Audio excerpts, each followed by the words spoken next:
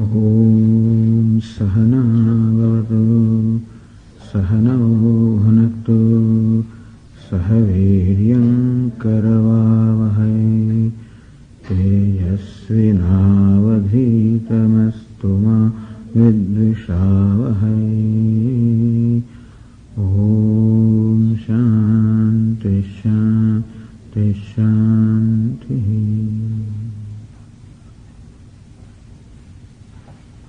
We chant from the verse 24.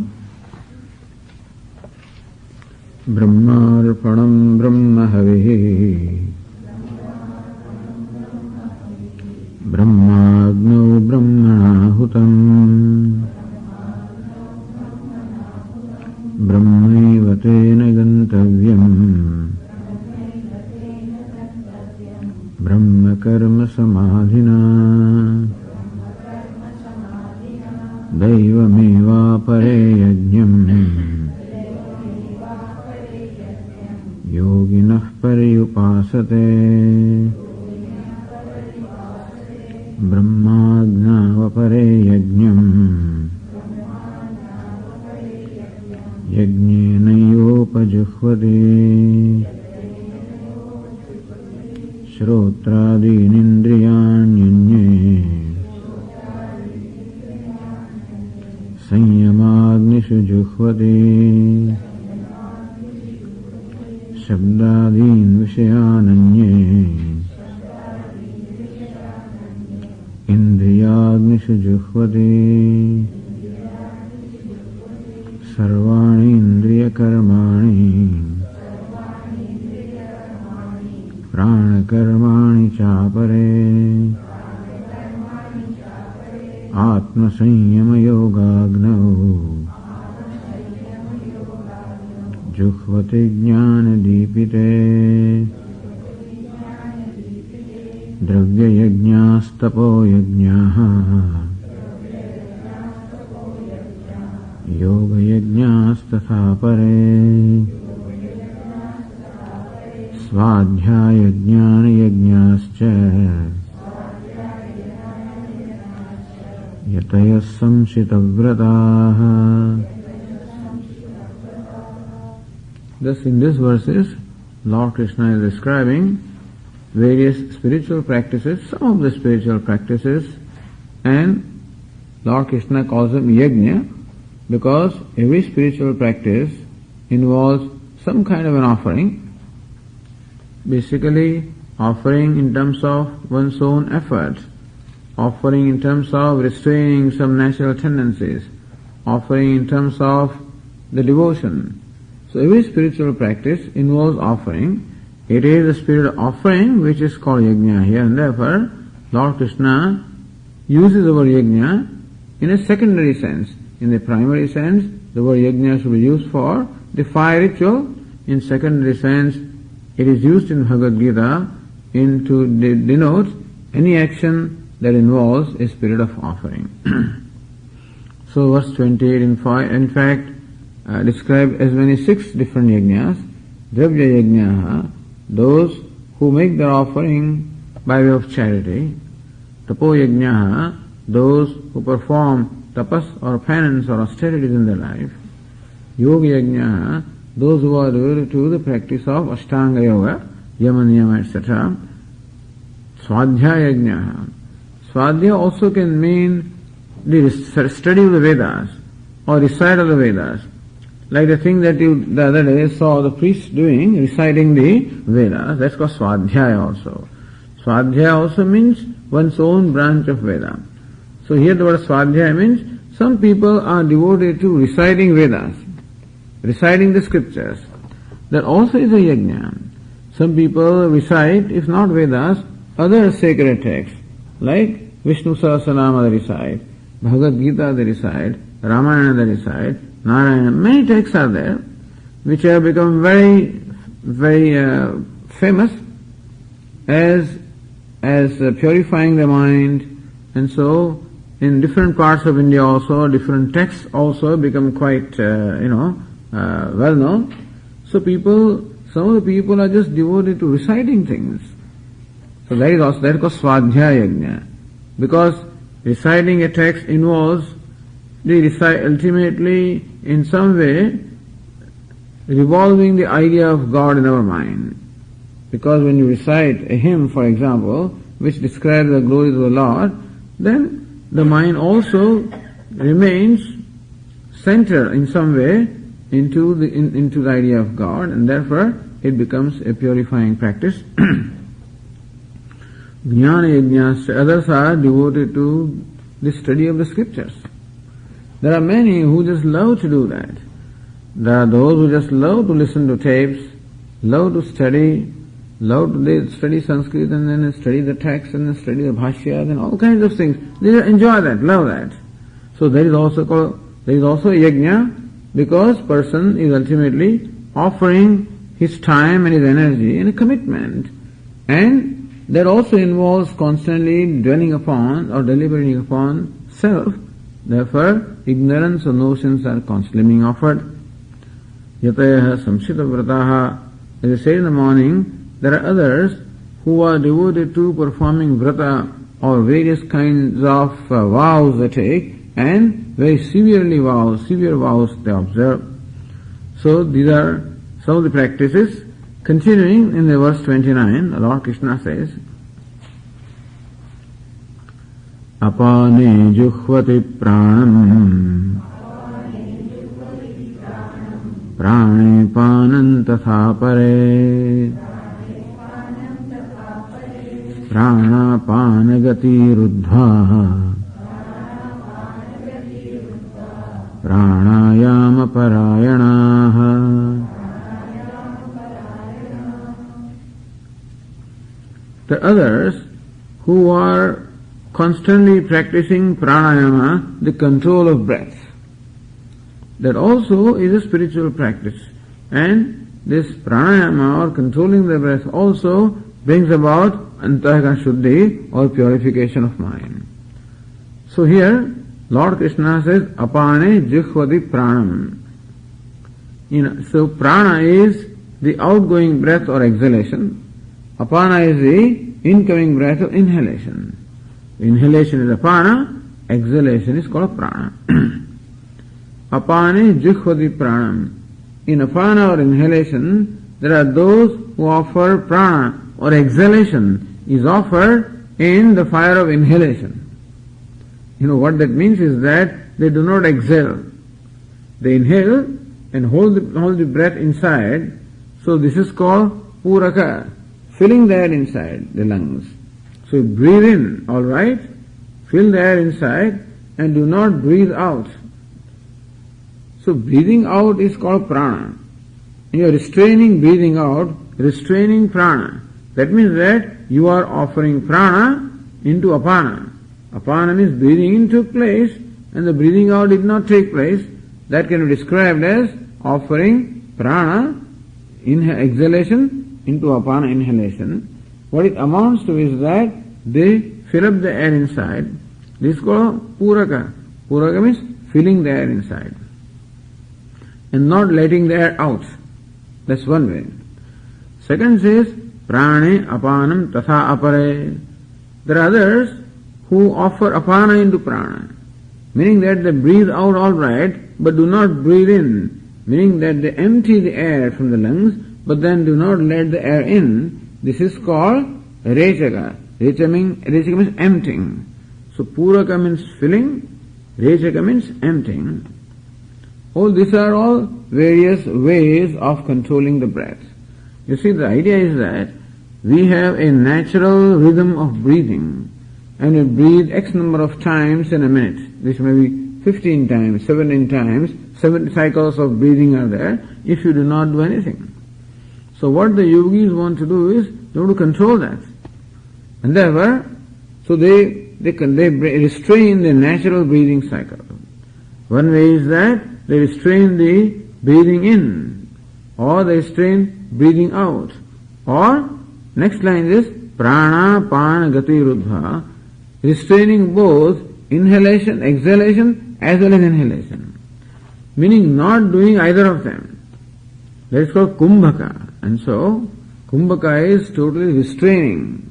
And so these are the kind of practices that the yogis perform is called pranayama. Ayama means restraining, prana means the breath, pranayama means restraining the breath. The idea is that by restraining the breath, you also restrain the mind. Because breathing and mind are connected to each other. So when I become breathless, then my mind also becomes restless, and when the mind is restless, then my breath also gets affected. As Ramana Maharshi says, that these are the two branches of same energy, same power. Like the primordial energy, so one is mind, other is the chittavayavaha, chitkriya-yutaha, shakhayo dvai, shakti mulaka. Ramana Maharshi says that this mind as well as the prana or the vital air, both of these are the two branches of coming from one stem of the energy. Therefore, you can by pulling one branch, automatically other branch also gets pulled because both of them originate from the same root or same stem. So therefore, the yogis seek to control the mind by controlling the breath. That's how the practice of pranayama comes. And so, therefore, there are many who are adept and who are devoted to performing the practice of restraining the breath, thereby bringing about a purification of mind and restraining the mind also. The next one also talks about pranayama. Apare niyataharaha pranan praneshu juhvate sarve pyete yajnavidaha yajnakshabida kalmashaha.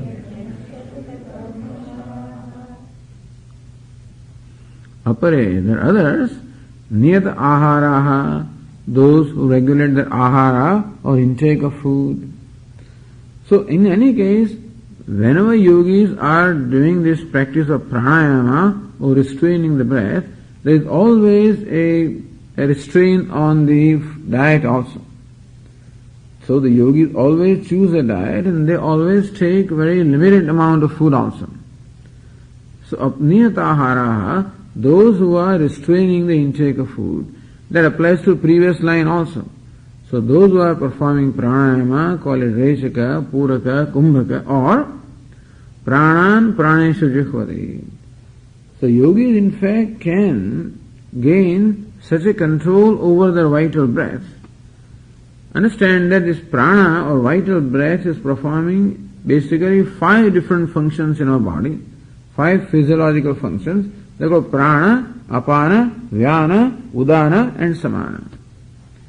In that, when we divide the pranayama this way, then we can say prana is the respiratory system, apana is the system of excretion, vyana is the system of circulation, samana is the system of digestion, udana is the system of rejection.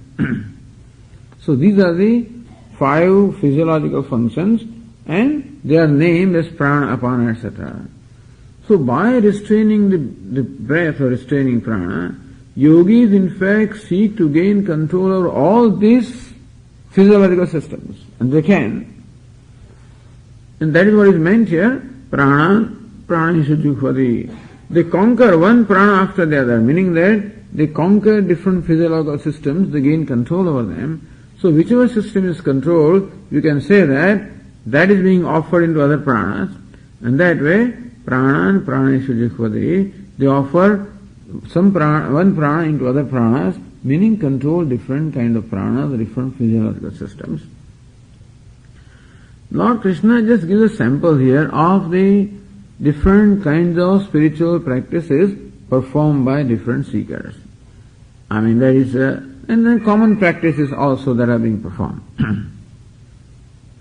Now, having described some 12 kinds of yajnas here, 12 kinds of different spiritual practices, which can be called 12 different yajnas, as you said, because each practice involves a certain kind of an offering, therefore it can be called yajna.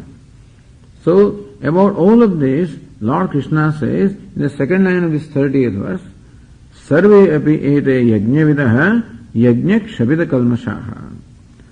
Sarvepi ete yajnavidaha. All of these people are yajnavid. This root vid has two meanings. Vid means to know and vid means to gain or attain, depending upon which conjugation it falls into. So, vid means to know and vid means to gain. So, vidanti, jananti or vindanti, labhante. Yajnavidaha. People who know the yajnas and those who perform the yajnas. So talking about the different aspirants who are performing different kinds of yajnas in their life, Lord Krishna says, Sarve piyete, all of these aspirants or seekers that we described, and others also who are doing other spiritual practices which also involves some offering or the other. All of them are called yajna vidaha. They are all knowers of yajna as well as performers of yajna. Yajna kshapita kalmashaha. What happens to them or what becomes of them?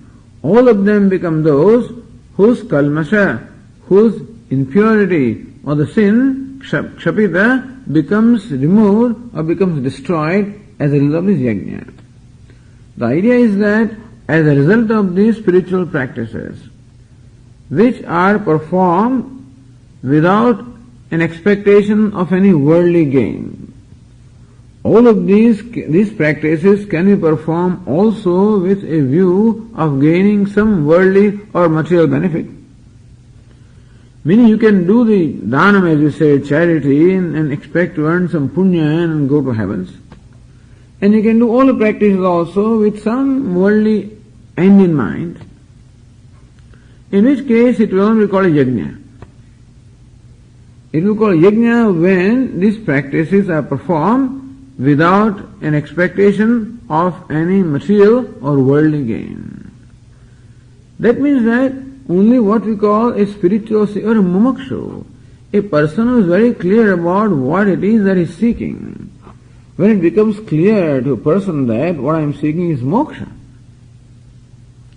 Swamiji, why are we here? What is the purpose? Why are we here? Well, as we said, each one of us is a seeker of moksha or seeker of freedom, which we said a number of times. It is not that we have decided to seek freedom, it is that we find desiring to seek freedom. So love for freedom is natural. We experience ourselves to be bound or limited, and therefore a desire or urge to become free from limitation is natural.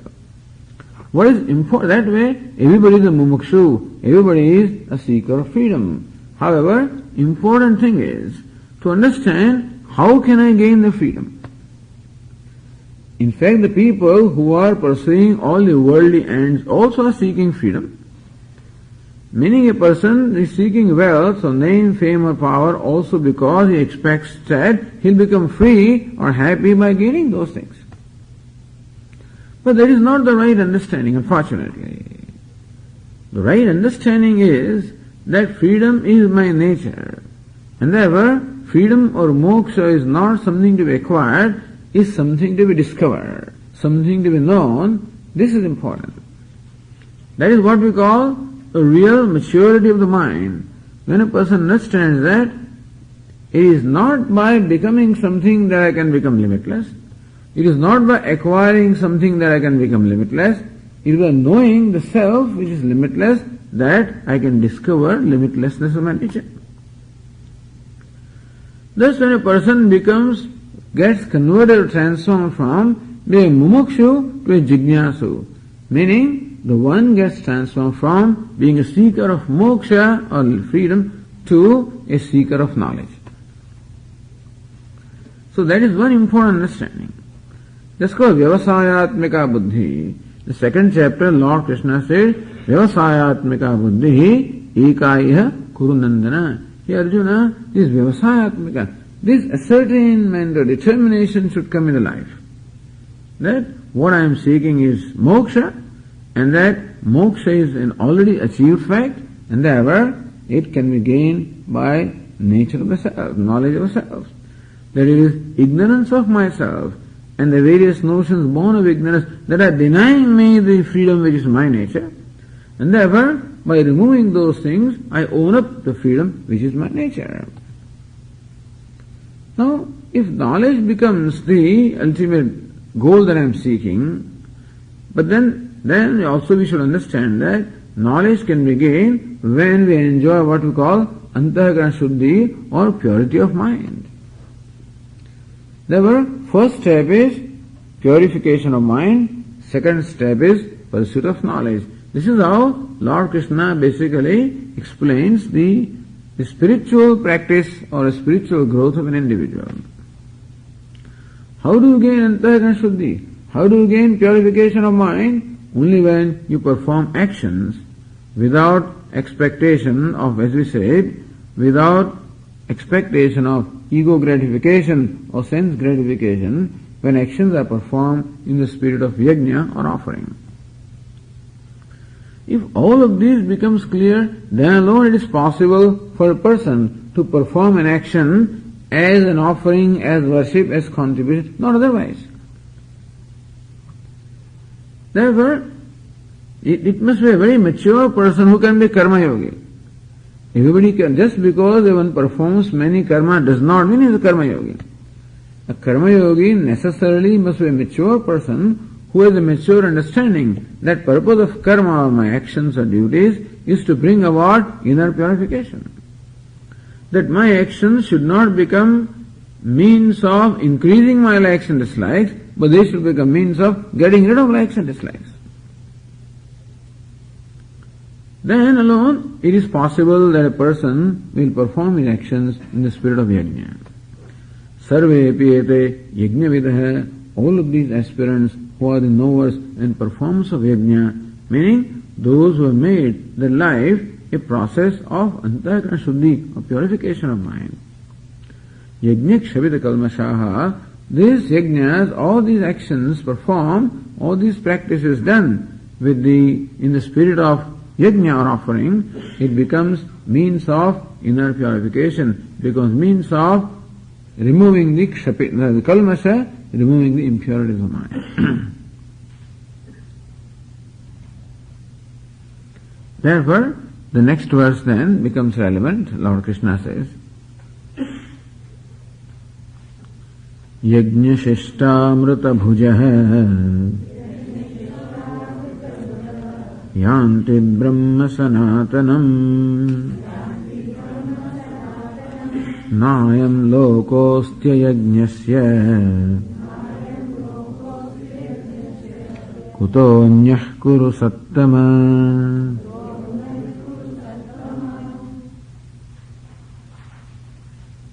Yajna shishta amrita bhujah yanti brahma sanatanam. Lord Krishna says that living a life of yajna ultimately leads to one's attainment of Brahma. Yajna shishta amrita bhujah. Amrita bhujah, those who partake of amrita or nectar. Yajna shishta, that is left over after performing the yajna. Typically, when they perform a yajna or ritual, you take a certain material of worship as offering to the devatas. You make offerings. After the yajna is over, whatever is left is called amrita, is called nectar. And that is what becomes prasada. That is what actually they partake. Here Lord Krishna says that those people who sustain themselves only on that which is left after performing yajna. What is meant by performing yajna is giving the share to the devatas first. You first give to the devatas their share. Give everybody their share. After giving their share, whatever remains, this is what you partake. And this must be understood in this way. Lord Krishna said in the 3rd chapter also, Yajna shishta shanastantaha muchyante sarvakilmeshahi. It's similar. So, those who sustain themselves on whatever is left after performing yajna. You see, typically, a householder is required to perform 5 kinds of yajnas every day. Because the idea is that a human being is sustained on account of the duties performed by the rest of the universe. So Vedas point out that 5 kinds of living beings exist in the universe. First are the devatas or gods who live in the heavens. Other are pitrus, the departed souls who live in the pitruloka or world of mains. Third are the human beings, members of society. Fourth are the rishis or sages who have, as I said, given us this storehouse of knowledge. And fifth are the rest of the living beings, such as animals, plants, trees, insects, the rest of the living beings. Thus, all the living beings are divided into these 5 categories. The devatas or gods, the pitrus or the departed souls, the rishis or the sages, the other human beings of society like the farmers, like merchants, like everybody. All of them have some share in our life, and the rest of the creatures, meaning plants, trees, animals, creatures, all of these, insects. And Vedas point out that all these 5 kinds of living beings have, in fact, they make their contribution in our life. Our life is possible on account of the contributions being made constantly by these 5 kinds of living beings. The contribution of devatas is well known. So the sun and the moon and fire, earth, water, they are called devatas of the gods, and their contribution is very clear. Earth, supports us, gives us food, the water also quenches our thirst, and fire cooks our food and, inside and outside and gives us warmth. Sun, moon, all of these are constantly and actively contributing in our life. Therefore, we should recognize it, and therefore, part of what we have should go to them. So one form of worship is worshipping the devatas, who have an important contribution in our life. Worshipping pitrus, or the departed souls, the ancestors also, because what we are is a product of our ancestors, including our parents, and therefore, they also should get their share. Third are the rishis or sages who devoted their life in pursuit of knowledge and have made available all the scriptures and knowledge. Therefore, one share should go to them also. Other human beings like farmers, like merchants, and whatever you can count, how many people contribute in every day. You require a postman also, you require a milkman also, you require a washerman also, and you require a maid servant also, you require a farmer also, you require a merchant also. What all do you require? So thus, the rest of the members of the society also are contributing. Therefore, some share should go to the people who are needy. The needy members of the society should also get a share. And fifth, the cows give us milk, the trees give us fruits. And directly or indirectly, these trees, plants, dogs, cats, cows, all insects, they also contribute something in our life. And therefore, a share should go to them also. All these are, in fact, claimants in our life. Whether we should recognize them. You know that in the olden days, when the harvesting is done, there's a whole heap of grain. First of all, the share is given to those who have been helpful to us. So one share goes to the temple, one share goes to the barber, one share goes to the milkman, one goes to this. All those people from whom we took something during the year. So the barter system, during the year, they do things for me. And then, when the time comes, I give them the share. And whatever is left goes to my home. Like, whatever profits are made, first the shareholders should get their share, and then whatever is left, then I guess the directors will get the rest. So in our life also, all of these are shareholders, and therefore, the Vedas prescribe that in life of human being, every day, there must be these 5 yajnas or 5 forms of worship, worshipping these 5 kinds of living beings. And after giving the share to them, whatever is left, you partake from that. So this process, that is what is mentioned here also, yajnashishta mrita bhujaha. Those people who only partake in what is left over after giving the share in the yajna or in the sacrifice. So those who live a life like that, meaning those in whose life all those who contributed have a prominence, have an importance, and after satisfying their needs, then whatever is left is what you take. That whole process is purifying, therefore this way of life is conducive to what we call purification of mind. Because my self-centeredness does not come. I must be other-centered. I must first fulfill their needs, then alone my needs come last. Having given the importance of needs of others who contribute in my life, then comes my need. Living this way of life, Lord Krishna says, is conducive to inner purification. By Antahakara Shuddhi, ultimately you gain knowledge also, and that's how you attain the goal of life, which is knowledge of Brahman is my own self, yanti Brahma Sanatanam. So whoever undertakes this process of yajna in their life ultimately reaches the goal of knowledge of Brahman. So this is how Lord Krishna praises this yajna, or praises these spiritual practices involving a spirit of offering. Says that leads ultimately to the knowledge of Brahman. It leads to moksha. Suppose there is someone who doesn't care, I don't care. I don't want to perform any yajna. Suppose there is no yajna in somebody's life. What happens to that person? Lord Krishna says, Nayam lokosya yajnasya kutonyah kurusattama.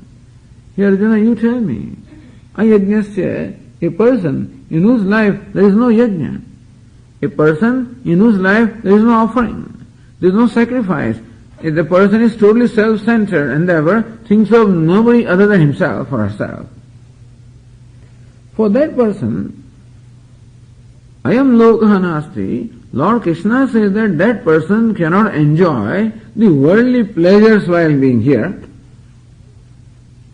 Kutonyah kurusattama. Then what to talk of attaining heavens or moksha? But a person in whose life the spirit of yajna or sacrifice is not there cannot even enjoy the pleasures in this life. Swami, how do you say that? In fact, this fellow accumulated a lot of wealth. And so he is a happy person, he has all the comforts with him. How do you say he does not enjoy life? Well, the point is that to enjoy life, to enjoy anything, not only do we require the means of enjoyment, we also require the capacity to enjoy. An object of enjoyment can be in front of me. There is no guarantee that I will be able to enjoy it.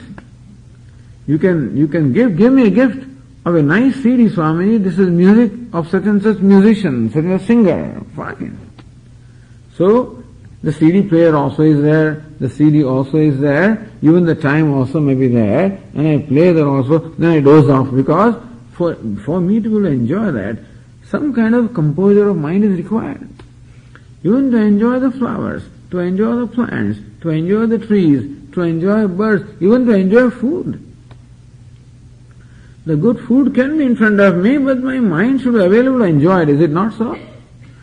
If my mind is disturbed, it is stressed out, it is anxious, it is fearful, if my mind does not enjoy a certain amount of leisure, it is not possible for me to enjoy anything. To enjoy object of pleasure also we require a certain leisure of mind, understand that. People do not understand this. They think that more we have, happier we are. But that's not the rule. It's nice to have more, there's nothing wrong in that, but that alone cannot assure me that I can enjoy things. For enjoying anything, I also require a capacity to enjoy. What is that capacity? That is what we call the leisure in my mind. The mind should have some leisure. Mind should have some tranquility. Mind should be available to enjoy. As I say, with money, you can buy books in your library. You cannot read them. For reading, you require enjoying the book, you need a certain kind of mind. Is it not so? For anything, your mind must be available to you, and then only you can enjoy. But if the spirit of yajna is not there, if a person is totally self-centered, meaning that he keeps on only satisfying his own likes and dislikes, what happens is that satisfying likes and dislikes only makes likes and dislikes more intense. Because the likes and dislikes are fire, and more you satisfy them, more intense they become. And therefore this person will be in fact all the time bothered by his own impulse, his own emotions. And therefore it is difficult for that person to enjoy a leisure of mind which is required even to enjoy the little things in life. So we should know that even to enjoy the happiness, it is not enough that we have the things with us, we should also have the mind. That is why, in fact, Vedanta will tell us that when do we enjoy happiness? Mind becomes happy not as a result of experiencing something, mind becomes happy only as a result of fructification of the past punya karma. It is a past virtuous deed or punya karma. When that gets fructified, that is when you experience happiness. Any moment you enjoy something, whether it is pizza or it is ice cream or it is a movie, whatever it is. It is not that object that is giving you happiness, but then it's some pura punya, some punya that you perform in the past, that is what is giving you happiness. It is that punya that creates a certain frame of mind, which is what we call happiness. So thus, if in our life there is some yajna, there is some sacrifice, there is some offering, then there is some punya. And that brings about a certain frame of mind, which is what we require to enjoy this life. Then what to talk of gaining knowledge which requires santaka shuddhi or purity of mind? Kuto nyah kuru sattama. Here Arjuna, a person who does not have any yajna in his life, if he is no good for enjoying the object pleasures of this world, what to talk of him enjoying the pleasures of heaven, which requires a much subtler mind, and what to talk of him gaining moksha, which requires an extremely subtle mind. Thereby, Lord Krishna is saying that in everybody's life, one or other kind of yajna should be there. Meaning that spiritual practices must be there. Either one of those that are described, one or more of those that are described here, or any other. But there must be some prayer, there must be worship, there must be offering. Whether offering in the sense of community service, in some way offering must be there in our life, because that is what creates the ground for us to be able to enjoy what we have. To be able to be happy, you need not have much also. It's enough that you can eat and drink and survive, because God has created enough things around for you to enjoy. As Pujya Swami would say, there is a sky, and there are the stars, and there is sun, and there are moon. And God has created these things for you to enjoy, provided the mind is available. Where is the mind available?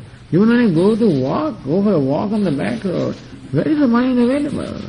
I am thinking some mind is someplace else, I walk, I come back. So did you see what is happening? Did you see those new what flowers? Did you look into the valley? What valley? Where is the mind available? I just walk and come back.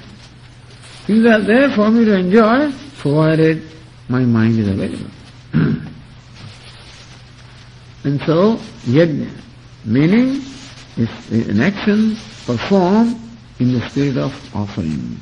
An action performed as a sacrifice, meaning self-offering.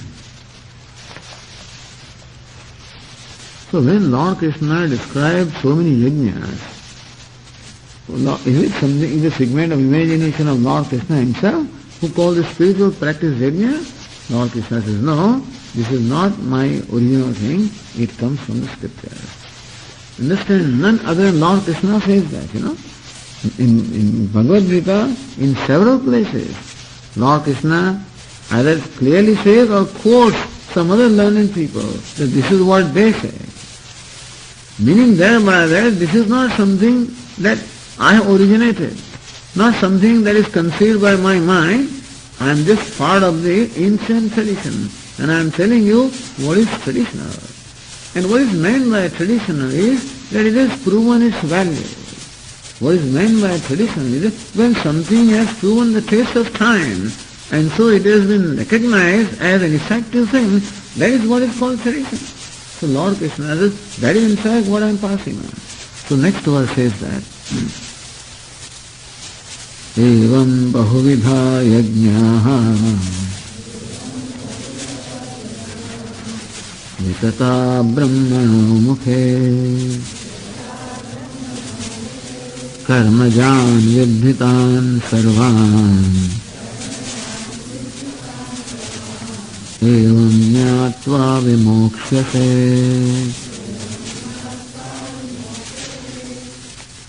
Evam, in this manner, bahuvidha yajñāha, many varied yajñas. Lord Krishna says, I just mentioned a few here, but Brahma mukhe vitataha, they are all elaborately mentioned in the Vedas. Here word Brahma means Veda. Brahmana mukhe, in the mouth of the Veda, meaning that this and many other religious practices are found in the Vedas. Never, I just mentioned a few of them. But these practices are not those which are imagined by me. These are there in the scriptures, of which I mentioned a few. So these and many other religious practices like this are elaborated in the Vedas or are described in the Vedas. This is where Lord Krishna concludes the topic of yajna and says something in general about this yajna. Says second line, Karmajan vidhitan sarvan evam jnātva vimokṣyase. Tan sarvan karmajan vidhi. You recognize that all of these are born of karma. They are all born of karma, meaning they are all born of anatma. All of these actions, to understand that all these yajnas are born of karma, karma or action performed at the level of body or speech or the mind. So, some of these actions that were mentioned, practices, are done at the level of body, some at the level of speech, some at the level of swadhyaya yajna. At the level of speech, repeat the Vedas, repeat the sacred text. Jnana yajna, the pursuit of knowledge, is done at the level of mind. Charity and other things are done with the limbs. And so, they are all different actions performed at the level of body or speech or the mind. Meaning that all the yajnas are born of karma. They are all born of anatma, born of non-self, and not born of self. Understand that these yajnas are not born of atma, they are not born of self, they are born of anatma. You know what it means? It means that you must ultimately transcend these yajnas. You must transcend these karma. Recognize that they are not the end, they are the means and not the end in themselves. Understand, Arjuna, that all of these are means really for knowledge of the self. And therefore, karmajan vidhitan sarvan, know them all to be born of karma or action performed by the body, speech of the mind. Evam jnātva vimokṣyase, knowing that you will be liberated. Evam jnātva vimokṣyase, knowing that they are all born of karma or anatma. So how do you get liberated? So use this karma also as a means of knowledge, as Shankaracharya explains here. So when these yajnas are being performed, or when this spiritual practice is being performed, one can recognize this fact, that I am not doing that. In fact, even when the actions are being done, for example, when I am reciting the sacred text, I, the Atma that is reciting, in fact the reciting is taking place at the level of speech, and I am merely in my presence it is being done. How Lord Krishna says that how karma or action can also become a means of knowledge of the self. Because whenever any action is performed, self is involved there, Atma is involved, not as a participant, but definitely as a witness. The self or Atma himself does not perform any action, but without him also no action can be performed. Like they give the example of sun. When the sun is set and the sun has not risen yet, it is night, it is dark, all the living beings are dead, they're all sleeping, they're all insensate. As the sun rises and sun comes up, slowly all the beings gain sentiency. The birds start, flying, and the insects and the human beings, and one by one, all of them, the sun infuses life into all of them. Place on this earth, in presence of sun. The sun does not participate in performing the activities. However, without the sun, activities cannot be performed also. So that is how, like electricity, the fan rotates in presence of electricity. Electricity does not participate in rotating. However, without electricity, rotation cannot take place also. So also Atma, the consciousness. In the presence of Atma, the consciousness, the speech, the mind, the body, they get enlivened, and that's how they perform their activities. It is true that all activities are performed at the level of anatma, non-self, at the level of body or mind or speech, all activities are performed. However, they can be performed only when they are enlivened by the presence of the self. Atma, the consciousness, by its very presence, enlivens the mind, enlivens the speech, enlivens the body, and that's how then they perform their activities. So Lord Krishna says that even when these actions are being performed, if you pay attention to this reality, that actions are being performed at the level of non-self, that I am not the performer of action, I am in fact actionless, I am the witness or illuminator. It is in my presence that actions are taking place. If you, thus, through the action, you can know the actionless, that's the idea. Action can become a window for knowing the actionless. Because when an action is performed, you must know that action cannot be performed without the presence of the actionless. For example, when I hold this flower in my hand, all of you see this flower. When is the sight or perception of flower, when does it become possible? Only when this flower is illuminated by the light. If there is no light in this room, you could not have seen the flower, even though it was held in my hand. So fact that you see the flower is because of light. What happens is, we do not make note of the presence of light, but then the fact that you see flower means that light is present. So that is how the perception of flower can become a window for knowing the presence of light. Understand? Similarly, when thoughts are taking place in the mind, for example, and you are aware of the thoughts you can be aware of only when thoughts are illuminated by consciousness. And therefore, the fact that you are aware of the thought shows that awareness is there, without which the thought could not have been perceived. Therefore, a thought also can become a window for us to recognize the presence of awareness, to recognize the presence of self, that is awareness. Anyway, the point here is that because Lord Krishna says, Evam Jnatva Vimokshase, knowing that all the karmas or actions, including yajnas, they are all performed at the level of non-self, at the level of mind, at the level of speech, at the level of body, and that I am actionless, in my presence is being done. Thus, this karma can become, action can become a window for knowing the actionless self. And thus, knowing the self is actionless, you will become liberated. So understand that ultimately all the actions are performed for knowing the actionless self, which is what Lord Krishna says in the next verse, verse 33. Shreyan dravyamayad yajñāt jnani yajñah parantapa sarvam karma akhilam partha jnane parisamapyate.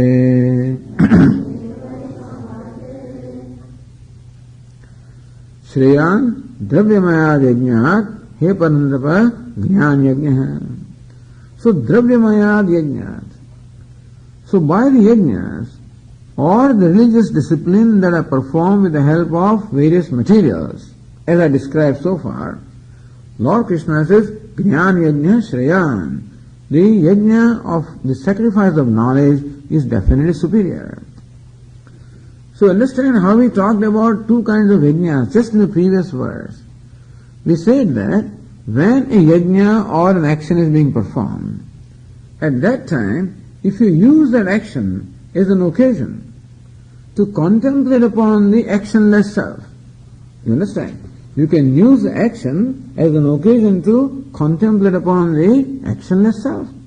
Just as you can use the perception of flower to contemplate upon the nature of light. Or just as you can use the reflection in the mirror in order to know your face.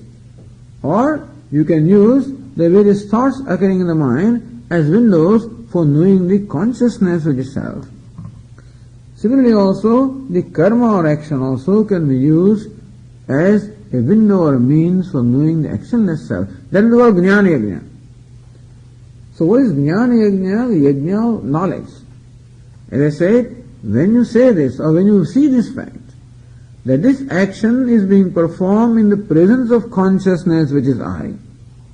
I am not the performer of action. I am not a participant in action. I am the presence, I am the consciousness whose presence action is being performed. If you see this fact, seeing this fact is called Jnana Yajna.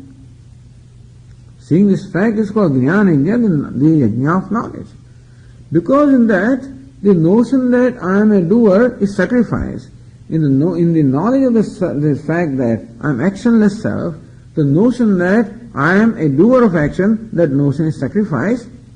Therefore, Lord Krishna says, Dravyamaya yajnat jnana yajna shreyan, as compared to the yajnas which are performed with the help of materials which involve the doership. And therefore, as such, that action can never lead to knowledge, understand. Action itself cannot lead to knowledge in itself, because action always involves a doer. And therefore, unless I assume the role of a doer or a karta, it's not possible for me to perform action. That means I must retain my notion of a doership, whereas I am actually actionless. So unless I superimpose upon myself the notion of doership, action cannot be performed. So all actions are performed in the realm of ignorance, in the realm of duality. Because the duality of the karta, the doer, the karma, the object, all the duality must be there, then alone action can be performed. Like last night a question was asked, and we said that you require 6 accessories to perform an action. What 6 accessories? The karta, the doer, the karma, the object, karanam, the instrument, the sampradhanam, the one for whom the action is performed, offering is made, and apadam, from where the movement takes place, adhikaranam, the location. So all these things must be there for performing action, meaning action is always performed in the realm of duality. It's performed in the realm of duality. Therefore, what is done in the realm of duality can never lead to non-dual. But we can use that to know the non-dual. So therefore, Lord Krishna says that Jnana, ultimately all these yajnas must culminate into Jnana Yajna. Recognize that the performance of all spiritual practice ultimately is to lead you to the practice of pursuing knowledge. Sarvam karma akhilam partha jnane parisamaprave. He partha, sarvam, all karma in its entirety culminates into knowledge. If karma or action is performed in the spirit of yajna, then that brings about what we said, antahakara shuddhi, or purification of mind, which in turn becomes a means of knowledge. So the purpose of karma or action is for it to lead us to knowledge. Only when that action is performed in the spirit of selflessness, then it leads to knowledge through antahakara shuddhi. Sarvam karma akhilam partha jnane parisamaprave. Hey partha, all the karma culminates into jnana. And therefore, jnana yajna, the knowledge sacrifice is superior to other sacrifices involving material. But the first stage is to perform sacrifices with material. Second stage is to perform sacrifice of knowledge, where the material is ignorance. So ignorance, many notions born of ignorance are offered in the fire of knowledge. This is how Lord Krishna has built up this whole topic to bring us to the Jnana Yajna of the knowledge. So next now, Lord Krishna will say how to gain the knowledge, what's the nature of knowledge, what's the glory of knowledge, all of that will be stated subsequently. So that we'll see in the next class. Om Purnamadav Purnamidam Purnat Purnamudachyate Purnasya Purnamadaya Purnamevavashishyate. Om Shanti Shanti Shanti. Shankaram Shankaracharyam Keshavam Badarayanam Sutra Bhashya Krutau Vande Bhagavantau Punah Punah Ishvaro Gururatmeti Murti Bheda Vibhagine Vyomavadvyapta Dehaya Dakshinamurtaye Namaha. Om Shanti Shanti Shanti.